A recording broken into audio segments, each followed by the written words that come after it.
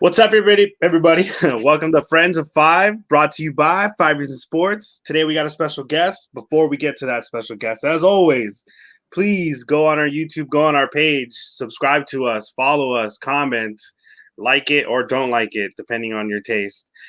And go on to the site, fivereasonsports.com. Make sure you get a shirt. We got some beautiful shirts. Aaron's going to buy one right after the show. He is. And with that being said, let's get on with the show.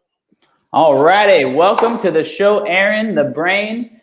Aaron is on the same old Dolphins podcast. He is a Miami Dolphins expert.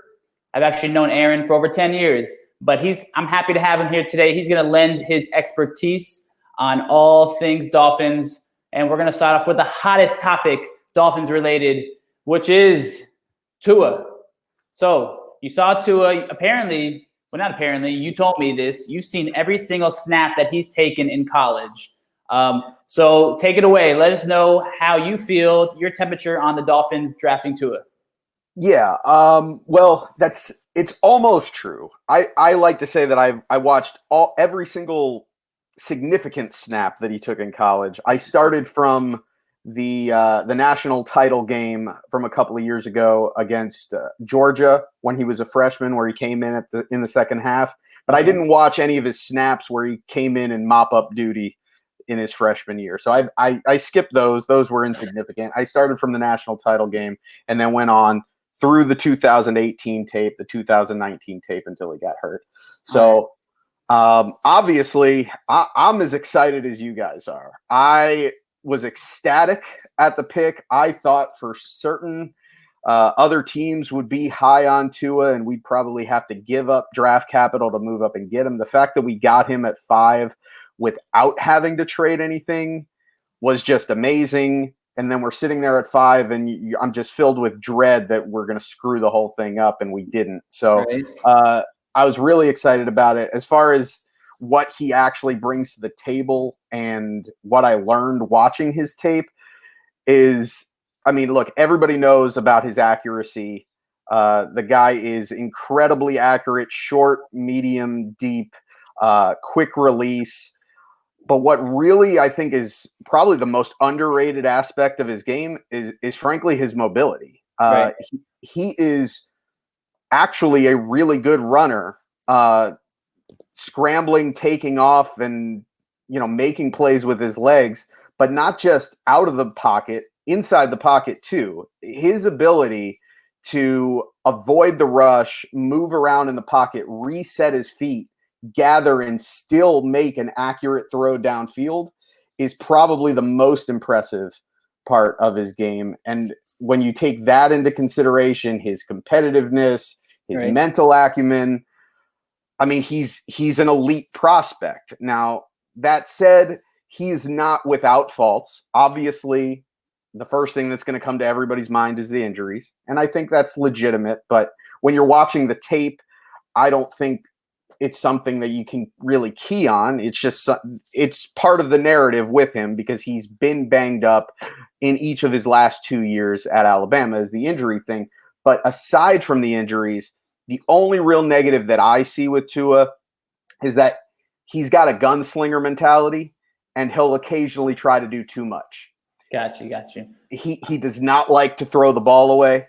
I think in the 2018 film, I think I counted twice the entire year that he threw the ball away, because the guy is just constantly trying to make a big play, and it got him into trouble at times because there are times where his first read is taken away by a really good defense, and they're able to put pressure on him, which speeds things up, and he'll try to force things. But let's be real. That's really any quarterback.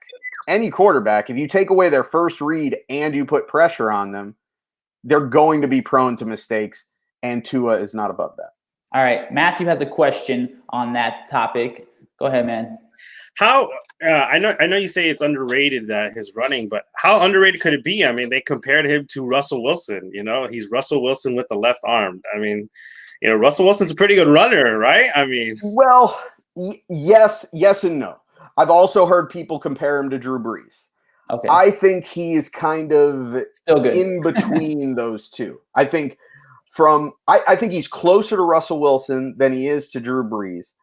But he's not. I think he's got the running ability to play like Russell Wilson, but his instincts are to play more like Drew Brees or more like Russell Wilson over maybe the last 2 or 3 years versus Russell Wilson his first 4 or 5 years in the league. Nice. I think Russell Wilson's been in the league for 8 years, something like that. Yeah, at least. So we actually we had a gentleman on our on our show, and he covers Alabama football. So he also was a Tua expert, and we asked him.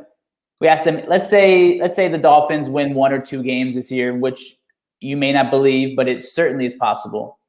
And Trevor Lawrence is at their laps. What do the Dolphins do? I mean, I would imagine that you can get a king's ransom for that pick. Okay, so Tua is the guy. Well, I mean, are they going 1-15 with Tua playing at quarterback and being an absolute disaster? I mean, if he goes out there and plays and puts Josh Rosen like film out there, then obviously you've got to consider taking Trevor Lawrence. Right. But if that's not the case, if they go 1-15 because of a slew of factors, which let's face it, when you go 1-15, there's typically a slew of factors that would, factor into that. I would think when you take a quarterback at number 5, especially somebody with the scouting report and the film that Tua has, you're going to give him more than 1 season to prove himself. Gotcha.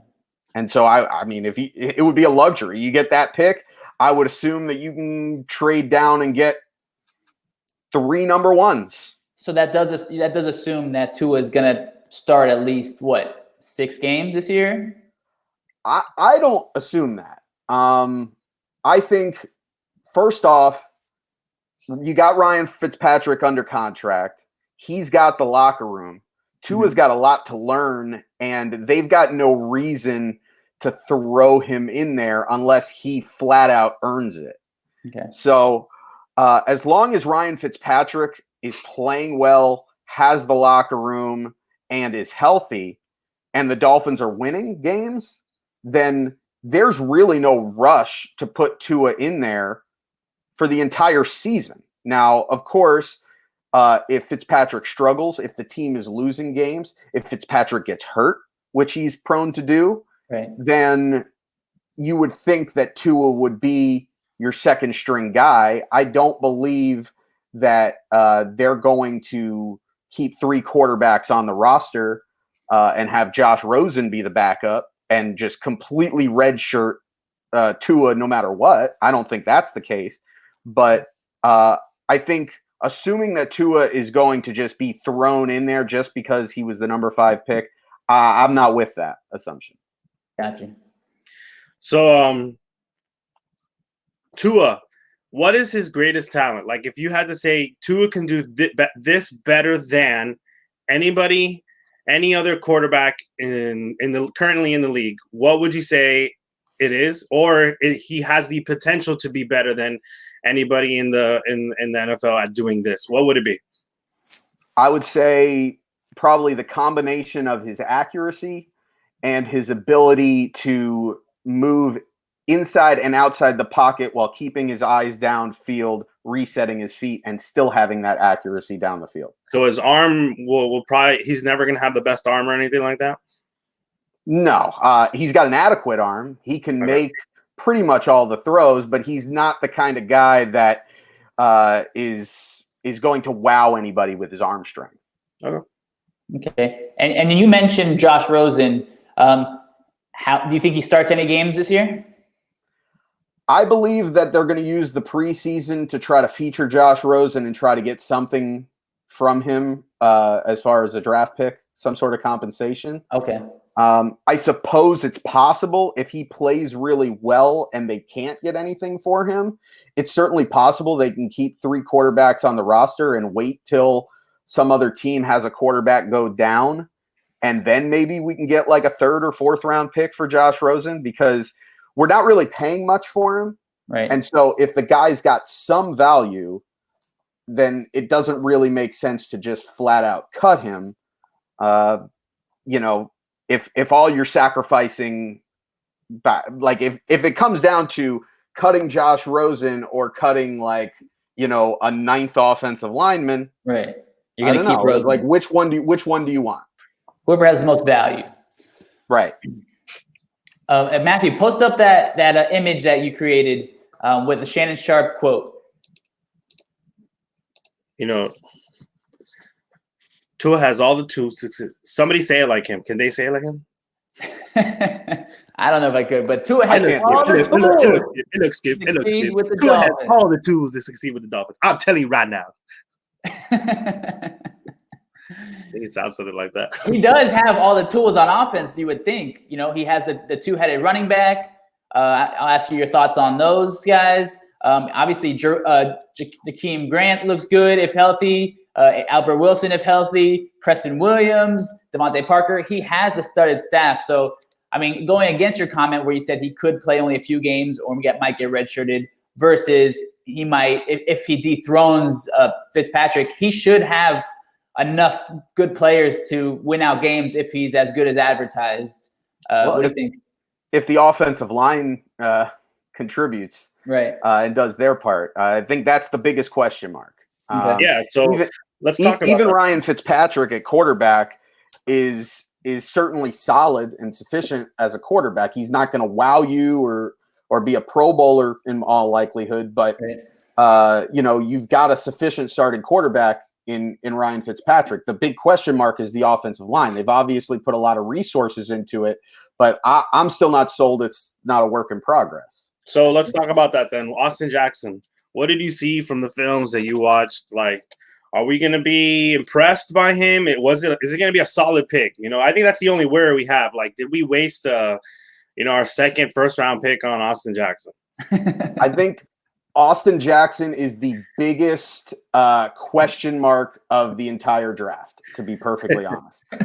Because when you watch his tape, the upside is undoubtable.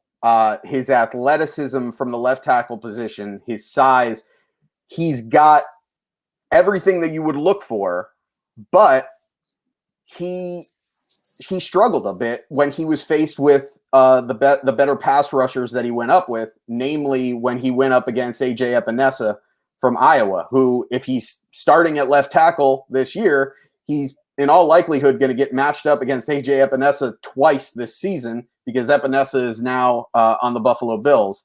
And A.J. Epinesa, we're talking about a second-round pick in this year's draft, so it's not like A.J. Epinesa is the best defensive end that he would be going up against playing left tackle for the Miami Dolphins. The upside is there, but he's raw. And I think if you're expecting him to be a top 10 left tackle in the NFL this year, right, I think you're setting yourself up for disappointment. I think the hope is that he'll be that within a couple of years. And when you're drafting players, I think it's important that that's what you're looking at, is what is a guy going to be 2 or 3 years from now, not what is a guy going to be this year. But it's a big question mark. I think he's a project, and he could just as easily be a Pro Bowl left tackle as he can be a guy that can't play left tackle at the next level at all. I will say this about Austin Jackson. I think if in that worst case scenario, he doesn't turn out to be a great left tackle, I think he could easily move inside to left guard and be an elite left guard. Nice. So besides Tua, who is your favorite draft pick by the Dolphins this year? So it's a toss-up between Noah Igbenogany, who the Dolphins took at pick number 30, and Robert Hunt, the tackle/guard that we took out of Louisiana Lafayette. Both of these guys, I kind of graded the drafts, the picks as B pluses.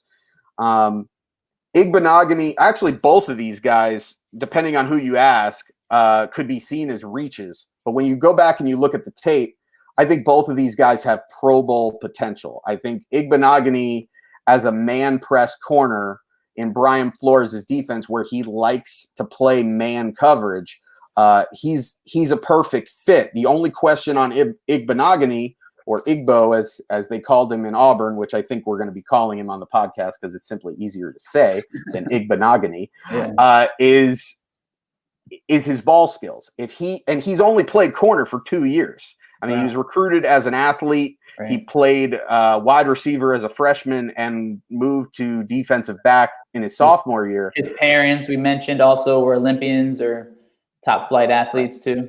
If he can pick up the nuances of the position, like picking up the tracking of the ball, being able to turn his head from a defensive position to find the ball, track it, knock it away, and make plays, interceptions, because he hasn't been productive in picking the ball off in college, then he could be potentially he could be an elite corner in this league. And I think the floor for him, as long as he stays healthy, because with any draft pick, of course, there's always the possibility that they're not healthy.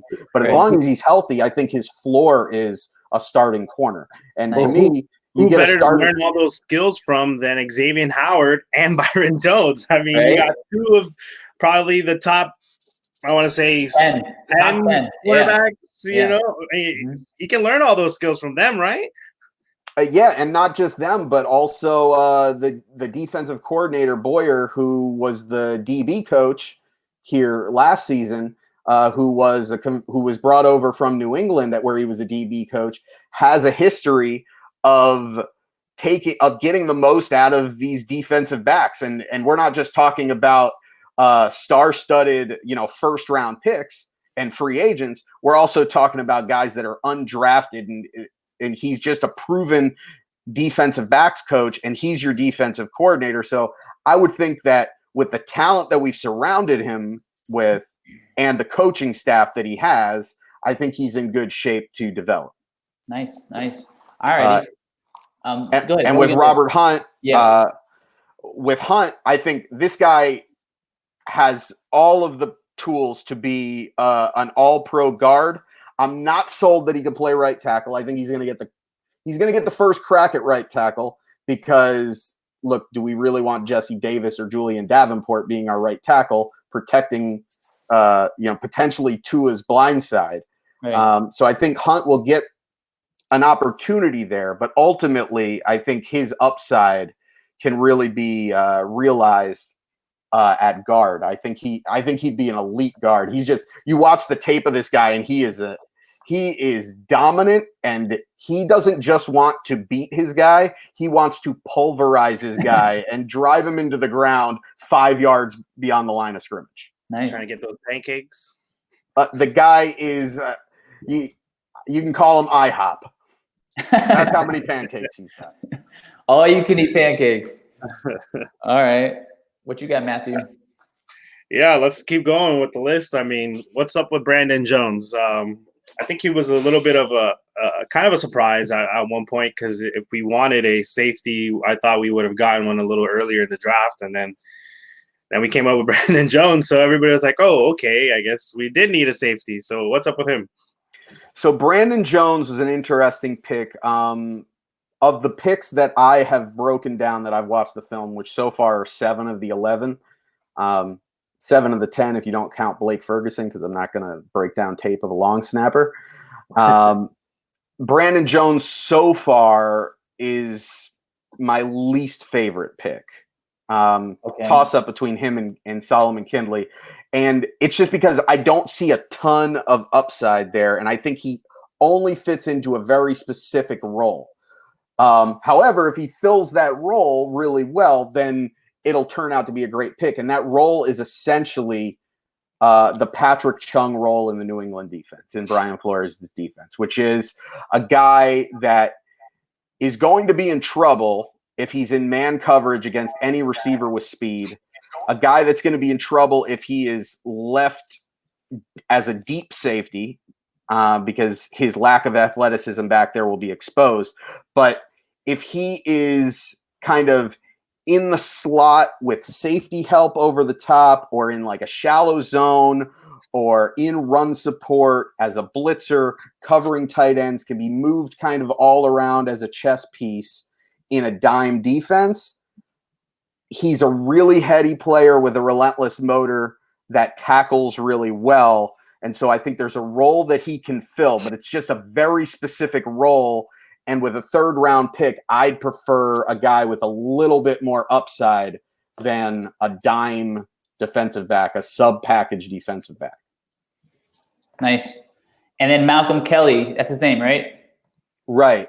All right. Tell us about him. What do you think? Is there a role for him this year? Well, I'll be honest. I haven't gotten to him yet. Okay.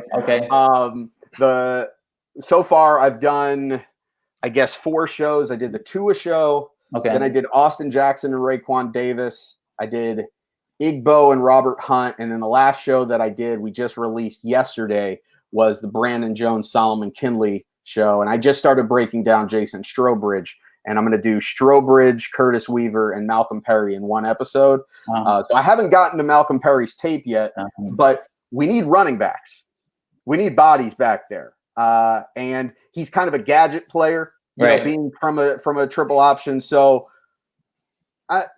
throw him in there, see what you can do. Maybe we got some trick plays where he ends up throwing the ball from the running back or wide receiver position. Maybe we line him up in the slot, give him a little bubble screen, and then he ends up throwing a deep ball to Devontae Parker or Preston Williams down the field.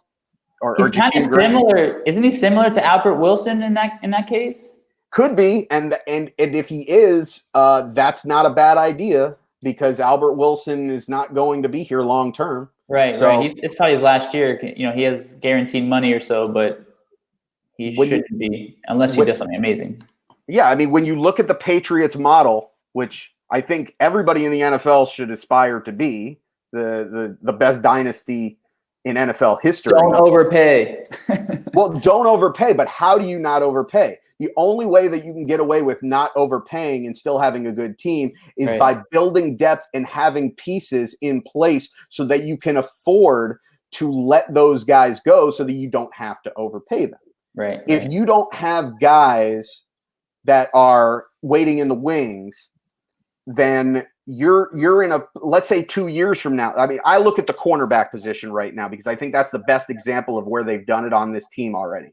We just talked about how they've got Xavier Howard and they've got Byron Jones. And then they use their 3rd first-round pick on another corner. So you think, well, that's an embarrassment of riches. Well, in a couple of years, Xavier Howard's guaranteed money is going to be up. A couple years after that, Noah Igbenogany is going to be due for a contract.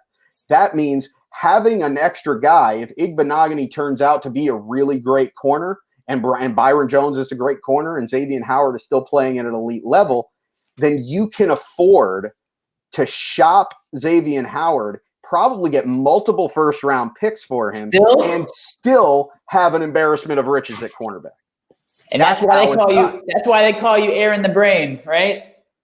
Yeah, I mean, I wish I was as smart as Bill Belichick, but I mean, that's what I'm aspiring to be, and that's what we should all aspire to be. And I hope that Chris Greer and Brian Flores are aspiring to be that, because so far it looks like they're taking that model, and if they are, then it would seem to me that that's what they're doing.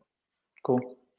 So, what are the top three needs that we have for the offense and the Dolphins? I guess, like, in my opinion, I still think we need a running back. I know we have 2, but I'm not convinced that these 2 are going to be the missing link. I like them.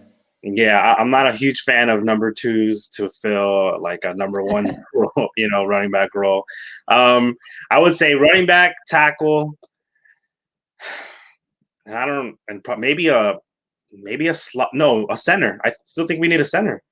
So we're talking offense only? Yeah, offense only for right now. What are the top 3 needs? Well, certainly tackle, I think, is the biggest question mark because I think look, we've added 3 draft picks to the offensive line, and we went out and signed Eric Flowers to a big deal, and I still am not certain that we have even one good starting tackle on the roster. So I would say tackle for sure, number 1. Number 2, I think you're absolutely right, is running back. I think it's a position that they showed that they don't value a ton, and that they said, look, we want to address quarterback and offensive line and some things on defense, and we'll worry about running back next year. I fully expect that to be the case next year. Outside of those two things, I think long-term center for sure is something that they're going to need to address because they brought in Ted Karras on a 1-year deal. So that's a Band-Aid over that position. So certainly I would actually be in agreement with you. Those three things. Those three honorable mention to tight end. Okay. Mike Gesicki, I think, showed a lot of promise at the end of last year, and I actually think he's going to be really good in his role. But I think you still want a more balanced tight end that can line up on the line and be a quality blocking tight end and also a danger in the passing game. And that's something that we don't have. What do you think about the note below? Chan Gailey. Bringing him back. He was with the team when they had Dave Wanstead. And then also he worked with Ryan Fitzpatrick for 5 years, which is pretty cool. So Fitzpatrick has 72 starts with Gailey in Gailey's offense. You think this is about familiarity so that there's no turmoil or any kind of animosity? I don't think they would bring him just for Ryan Fitzpatrick, right? Like, because Ryan Fitzpatrick is just for this year. No, I mean, so would you really bring in an offensive coordinator just for one QB that you're planning on replacing soon, or is it because they honestly think it's going to be better for Tua in the long run? I actually think. I mean, you got to remember they pulled him out of retirement, right? And the timing of it was really weird. I read an article about it. I forget. I think it was a collaboration of Dolphins beat reporters Barry Jackson, Armando Salguero, and Adam Beasley that worked on an article where they interviewed Dolphins players, and they said that they let O'Shea go because the offense was too complicated and they were having issues. And the timing of it was essentially after the last day of the season, they had all the end of season meetings. They called Ryan Fitzpatrick into the office. Brian Flores called Ryan Fitzpatrick into the office. They had a meeting. The next guy in the meeting was Chad O'Shea. Chad O'Shea was fired right after that. And then right after that, Chan Gailey was hired. So to me, I connect the dots, maybe a little tin hat, a little conspiracy theory thing going on, but I connect the dots and I say they had this kind of stewing in their brain where they were considering letting O'Shea go. They ran it by Fitzpatrick, and Fitzpatrick said, "Go get me Chan Gailey." And nice. I don't believe that Chan Gailey is going to be here long term, but I think Chan Gailey is a guy that can be used to groom the next offensive coordinator to come in. Cool. That's where I think their head is at. Man, but this is so many Band-Aids, Like, let's hire a guy to. Well, I didn't say it was a good move. For another guy, I think that's what they're thinking. To me, Chan Gailey, old as fuck. And so is the replacement on the staff then? Because that's what one of our guests are asking. That's a great question. I believe so. That's what I believe. I believe his name is escaping me right now, but I believe the quarterbacks coach that we have right now that is going to be working under Chan Gailey, I think they're going to be grooming him to be the OC going forward after this year. So you and Lasner are onto something that I didn't even think about at all. Ryan Fitzpatrick said, "Go get me this guy. Go get me this guy," basically. And everybody said, "Okay, no problem. Here you go. Even though we got a new quarterback coming to replace you, don't worry about it." Right. And in true Patriots fashion, they'll never admit to it. But I believe that is what is happening behind closed doors. Makes a lot of sense. Mind blown. Mind blown. I didn't even think about it.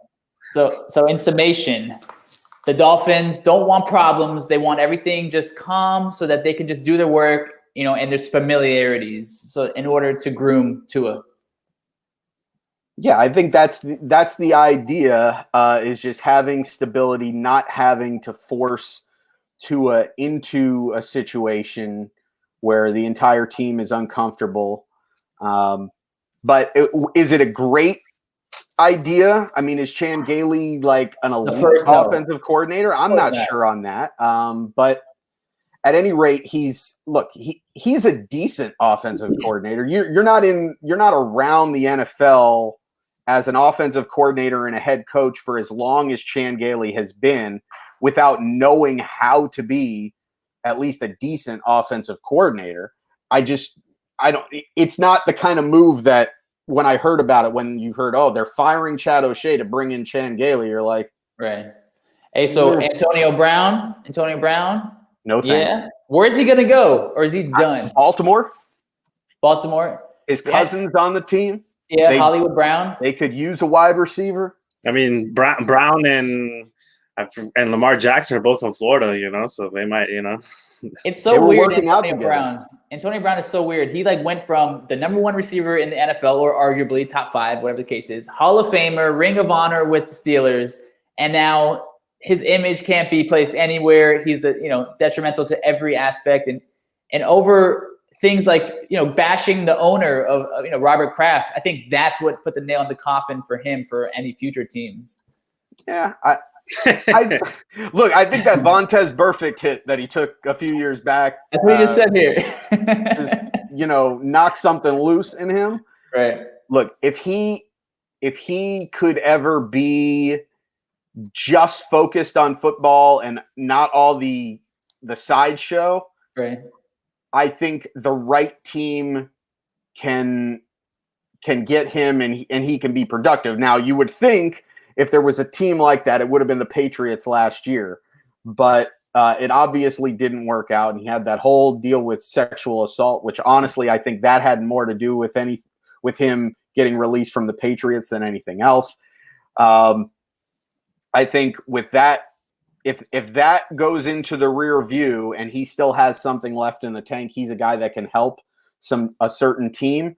But the Dolphins don't need that type of sideshow. And if the Dolphins are trying to be the Patriots of the South or the new Patriots coming into this decade, then the last thing they need is that kind of sideshow or circus. Yeah, I don't think Brian Flores doesn't strike me as the guy who's gonna be putting up with attitude.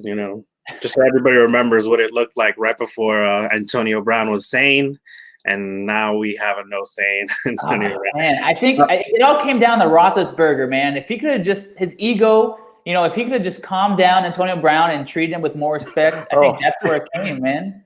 I mean, they're both all he had to do was calm down Antonio Brown. Yeah, okay. Very simple to do, right? Yeah, okay. He could have took him out for a lunch and just fixed things. Yeah. Anyways, is the Dolphins gonna have a top 10 defense this year? Yeah. That is something that we're gonna have an episode somewhere closer to the start of the season. Hopefully, we get a season in. Where we're going to do a bold prediction show, and that is going to be one of my bold predictions. I believe this defense is going to be a top 10 defense, and I would not be surprised if it's a top 5 defense. Wow. When you look at all of the resources that they have spent on that defensive line, not just this offseason, but last offseason as well, the resources that they've put into the secondary, getting Kyle Van Noy at linebacker, the only question on this defense is, to me, whether or not they have an elite safety in the back of their defense. So I think they've got. You're not worried about edge rushing? I think when you look at what the Patriots have done and what Brian Flores has done in his defense, it has never been a defense that has one guy responsible for putting together double-digit sacks. It's a defense where the scheme creates the pressure through stunts, through blitzes, well-timed blitzes, creating confusion by formations and being multiple, and having coverage and then getting coverage sacks. And then when you look at, they added Emmanuel Ogbah, they added Shaq Lawson, they drafted Curtis Weaver. Now, is Curtis Weaver going to be some big, piece of the puzzle? I'm not sure, but you would hope that Christian Wilkins would have a big jump from year 1 to year 2. Kyle Van Noy, who they brought in from New England, was used a lot as a pass rushing linebacker with Brian Flores. So he's coming into, you would think, the exact same role where he had so much success in New England. I think there is enough there on the roster that we can put pressure on the quarterback. Now, are we going to lead the league in sacks, or are we going to be top 5 in sacks? Probably not. But if we're top 5 or top 10 in pressures with all of the talent on that defense, I believe it's a top 10 defense. Nice. You said top 5. I said it could be a top 5. I fully expect our viewers heard you too. Yeah, right. You said it could be a top 5. If it is a top 5, though, I'll buy you a shirt or something, and I'll send it to you, and I'll say you called it first. Those Tua shirts are pretty dope. They are. Do we have any pictures of those Tua shirts? I got the. Oh, there they are. I have the one on the left. Yeah, I like the one on the left. I like the one on the left. All right. You can get that shirt at the 5 Reasons Sports website in the shop, and it's very well priced, and you can get it within 2 weeks. But we have a while before the season starts. Aaron, I don't want to keep you too long, but why don't you give us some sneak peeks on your bold predictions? Maybe while you go out there, maybe our viewers we just want more tape of you saying some bold stuff that's going to actually happen. Can you give us some of that? Give us some stuff that's going to make us some money, like tell us some betting odds, that you're. There you go. What you got? Man, I mean, my bold prediction episode. I still got another draft. I got 3 more prospects to break down before I get to the bold prediction. What I could tell you is, if you listen to the podcast, The Same Old Dolphins Show, which you can find on dolphinstalk.com or anywhere where podcasts are found. You follow us on Twitter at Same Old Dolphins. Follow me on Twitter at Aaron the Brain, which is right there on your screen. As we get closer to the season, I promise you those bold predictions will come. Oh, yeah. I like that teaser. I'm definitely downloading the podcast whenever it's ready or up. Can we ask you one more question then before you go? Yeah, let's do it. Who were your favorite sports athletes growing up? Not wrestling. oh man, there goes the Ultimate Warrior. Rest in peace. Well, my first favorite athlete was probably Ricky Henderson. Okay. And then I got a little bit older. I became a White Sox fan for a little bit. So the big hurt was, I hit left-handed, and a big lefty. I think Frank Thomas was a lefty. Anyway, Frank Thomas was up there. In football, huge Zach Thomas fan. Still to this day, Zach Thomas, my favorite Dolphin of all time. And with the Miami Heat, in the 90s, Alonzo Mourning, just the essence of a warrior, and everything that the Miami Heat stand for is just embodied by Zoe. So agreed. And now Tua. Now we have Tua, so he's going to be your favorite, right? Hopefully, but I've ridden this ride as a Dolphins fan since I was like 6 years old, where I fall in love with the new quarterback or the new, whoever we drafted, and 5 years down the road they prove to be awful. So I'm not. Look, I want Tua to succeed. I've never been. In my memory, I don't think I've ever been as excited about a Dolphins draft pick as I am about Tua. Right. But I'm not ready to just say Tua is my guy and he's going to be our quarterback for the next 15 years and he's going to be a Hall of Famer. I hope so. I think he's got that potential, but I'm not ready to be there yet. He's not going to dethrone Zach or Dan Marino just yet. All right, fair enough. Well, I'm glad to know you like the big hurt, hopefully you're buying and supporting his Nugenics commercial. Other than that, man, it was awesome having you on. A lot of information. Probably going to have to watch it again because there's so much information that I don't want to miss out on, so we'll have to have you on again. Definitely. Yeah. Thank you guys so much. Really, anytime, just let me know. I'm happy to do it. So I just found out. Go ahead. Go ahead. No, I just found out Aaron lives in my neighborhood, so that's how we brought him on the program. Yeah. But make sure you go follow Aaron on sameolddolphinstalk.com. You can listen to his podcast there. And as always, you can find our videos on our YouTube channel, 5 Reasons Sports Network. Make sure you go support us, buy a shirt. Follow our links, Friends of Five with an extra 5 at the end. It's kind of like 55. All right. And follow at the Aaron Bain. Brain. Aaron the Brain. I kept saying Aaron Bain. Yeah, I mean, it comes from, old school wrestling. You had Bobby the Brain Heenan, kind of the heel manager. So that I kind of took his moniker a little bit. Nice. For my old school pro wrestling fans, I know you're out there. All right. Well, it was good having everybody. Thank you. All right, man. Take it easy. Later. Peace.